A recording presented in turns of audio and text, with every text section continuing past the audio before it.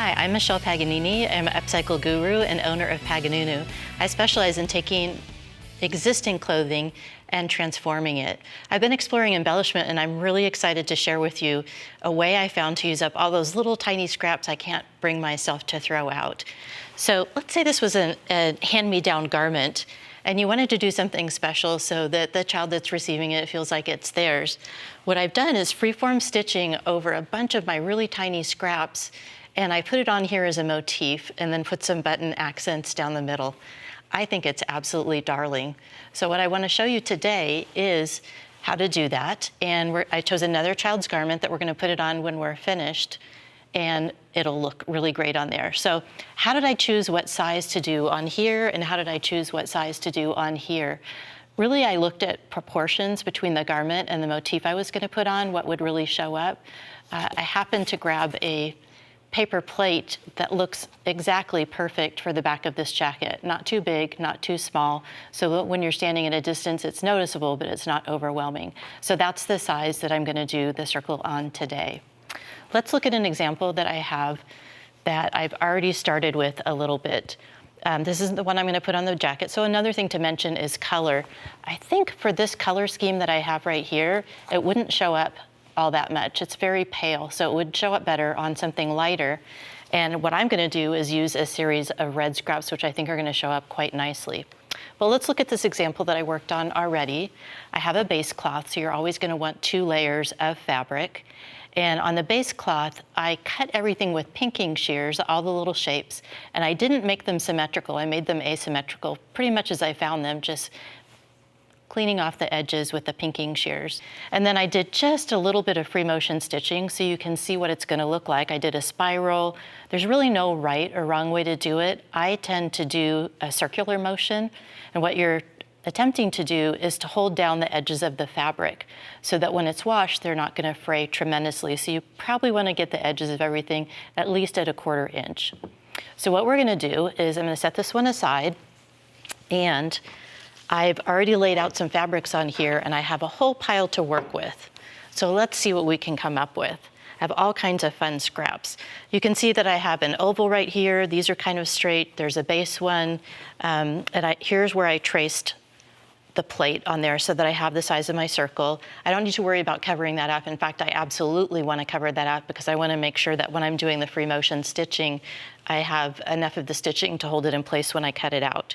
So I've placed some on here already, a little bit more even shapes than I usually do. This fabric I absolutely adore. Every single little scrap of it I've used, and I want to feature that because it's absolutely just gorgeous, beautiful. So I'm going to tuck that under there. I think we're looking good so far. And I chose reds that were very much in the same color scheme. That one's not bad, but I've got a button sewn on. So the same kind of red. You know, there's a blue red and there's an orange red. Let's see what we can do right here. So I wanted to make sure that I had some that looked pretty good together.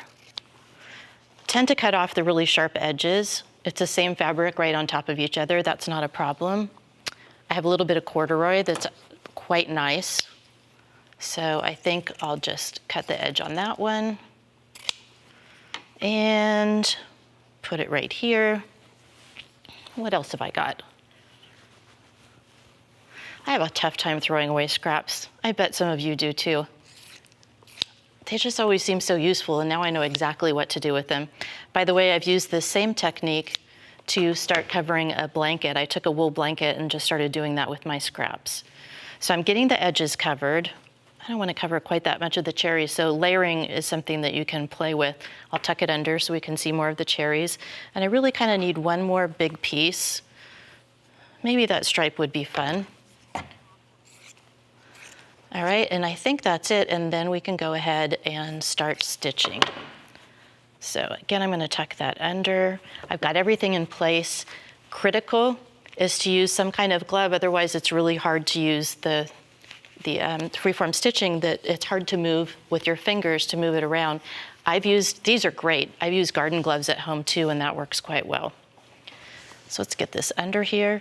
And what you're working on is you're working at starting in the middle of one of the bigger pieces and going out in a circular motion because you don't want to catch up the edges. And I'm using a free motion foot. And the way that it works that I get to move it around with my hands is the feed dogs are lowered. So if you have a free motion foot, this is a really great way to do it. And I'm going to start out again just making a circular motion. Oops.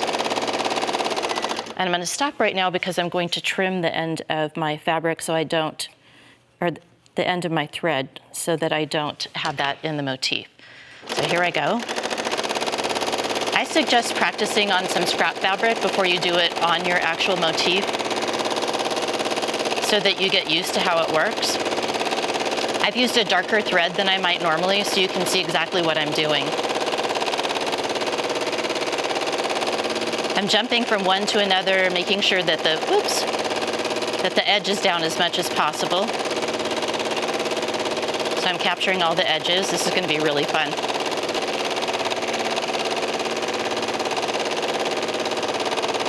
Kind of like playing. Feels like playing with crayons.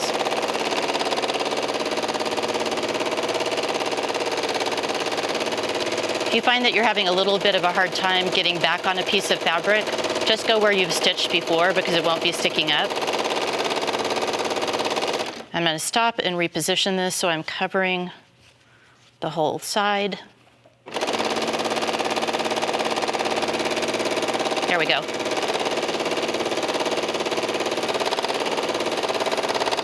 Like I said, no really wrong way to do this.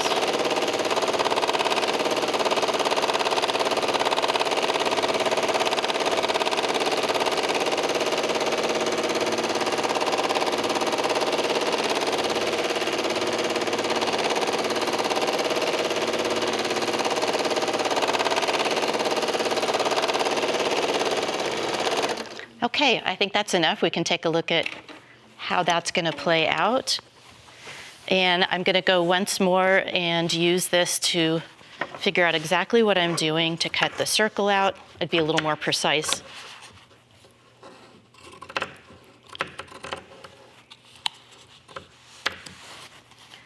Let's see.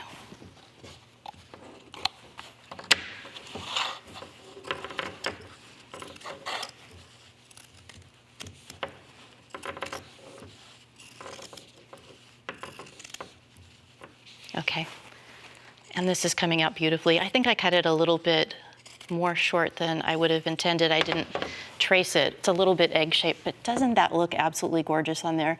So you can imagine how wonderful you could make some things look. Let me talk a little bit about color. One of the things that makes this work is that I have all reds. It's not a mix of a whole bunch of different colors. And red on the color wheel goes really well with blue. And so how I would attach this is I would go ahead and do a zigzag stitch all along the outside edge. And when you're doing the zigzag stitch, you want to stop with the needle down on the outside as you pivot so you get a nice clean line. And that's how easy it is to put a free motion motif on a garment to give it a new life and have it look great.